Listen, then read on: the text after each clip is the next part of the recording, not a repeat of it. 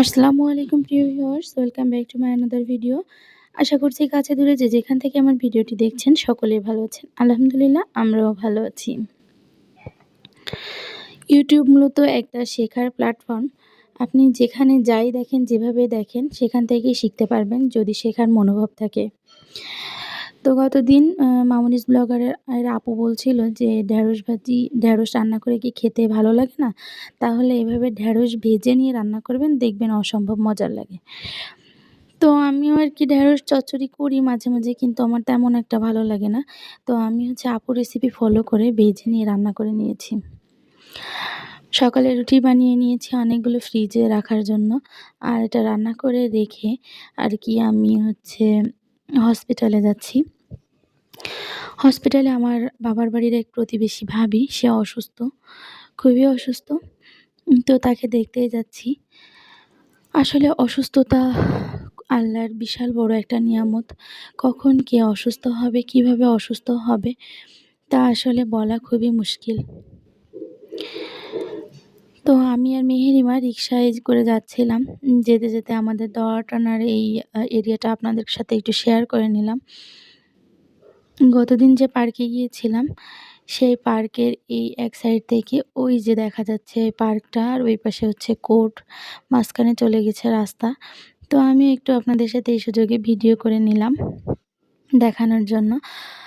তো হচ্ছে যেটা বলছিলাম যে কখন কে কীভাবে অসুস্থ হয় সেটা বলা যায় না। আমার এই ভাবিটা এমনি অসুস্থ ছিল, ডায়াবেটিস, তারপর বিভিন্ন ধরনের স্বাভাবিক রোগব্যাধি যা হয়, ব্যথা, এই ধরনের কিছু ছিল। কিন্তু উনি হচ্ছে শাক উঠাচ্ছিল গ্রামের বাড়িতে। তো শাক উঠাতে, উঠাতে মানে মাজা উঁচু করে যে দাঁড়িয়েছে, নিচু হয়ে শাক উঠাচ্ছিল, যে দাঁড়িয়েছে মাথা ঘুরে পড়ে গিয়েছে।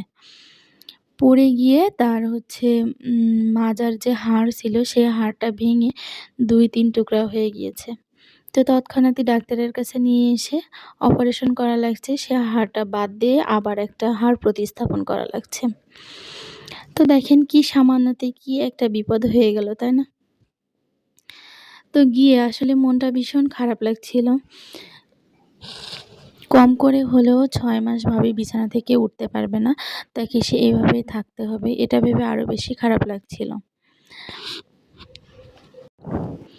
তো আমার বাসা যেহেতু যশোর সদরেই, তো যখন আমার গ্রাম থেকে কেউ অসুস্থ হয়ে যশোরে আসে, আমি চেষ্টা করি তাকে দেখার জন্য। এই তো ভাবিটা এভাবেই পড়ে আছে। গতদিন একটা মামি অসুস্থ ছিল, আইসিইউতে ছিল। আমি যাবো, যাবো করেও যেতে পারিনি। পরে মামিটা মারা গেল। আমার এত খারাপ লাগছিল যে সদর থেকেই মারা গেল, কিন্তু আমি দেখতে পারিনি। তো ভেবেছি যে এখন কেউ অসুস্থ হলে আর অবহেলা করব না। গিয়ে দেখে আসব। তো আমি ওখান থেকে বেরিয়ে বেশ কিছুক্ষণই ছিলাম। ওখান থেকে বেরিয়ে কিংস হসপিটালের সামনে একটা দোকান আছে চপের। তো সেটাই আপনাদের সাথে শেয়ার করার জন্য যাচ্ছিলাম। কিন্তু গিয়ে মনটা ভেঙে গেল। কারণ হচ্ছে দোকানটা সবেমাত্র খুলছিল। আমি ওদের জন্য নাস্তা নিয়ে গিয়েছিলাম বলে বেশ সকাল সকালই বেরিয়েছিলাম। তো এখন চলে এসেছি ইডেন মার্কেটের মোয়াজ টেলিকমে। এখান থেকে আমার একটা ওটিজি কেবল লাগবে। তো হচ্ছে সেই ওটিজি কেবলটা নেওয়ার জন্যই আমি হচ্ছে চলে এসেছি। মেহেরিমার আব্বু ভিডিওতে ভয়েস দেওয়ার জন্য যেই ডিভাইসটা এনেছিল, সেটাতে ওটিজি কেবল ছাড়া ভয়েস দেয়া যাচ্ছিল না। তো সেটাই নেওয়ার জন্য আরকি আমি ভাবলাম যে বাইরে যখন এসেছি নিয়ে যাই। তো তারপর বাসায় চলে এসেছি। বাসায় আসার পরে দেখি যে আমি গতদিন যে লিচুর অর্ডার করেছিলাম অনলাইনে, যশোরেরই এক আপু বিক্রি করছিল বোম্বাই লিচু।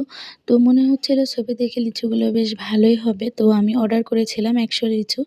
তো আপু লিচুগুলো দিয়ে গিয়েছে। ভেবেছিলাম টেস্ট অ্যান্ড টেলসের সালমা আপুর মতো লিচুর আবির্ভাব নিয়ে চলে আসব। চেষ্টাও করেছিলাম, কিন্তু হয়নি। কারণ আপু তো আপুই, তাই না?